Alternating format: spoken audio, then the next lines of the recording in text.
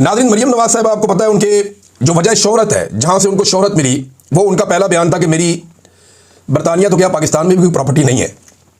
बाद में पता लगा कि बरतानिया वाली भी इनकी है, बेनिफिशियल ओनर है ये, और पता चला कि पाकिस्तान में भी बेशुमार है। अब पता चला और भी पता नहीं किधर किधर है।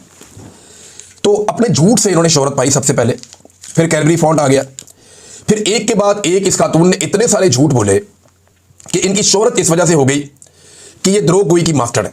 यानी इनसे ज़्यादा पक्के मुंह के साथ किसी ने पाकिस्तान की सियासत में झूठ नहीं बोला।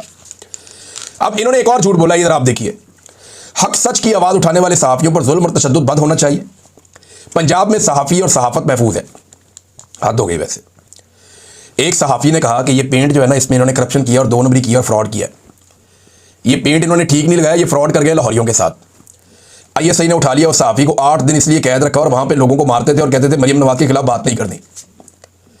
वो सहाफ़ी छूट कर आया, पहली बारिश हुई, वो सारा बह गया, वो सच्चा साबित हो गया।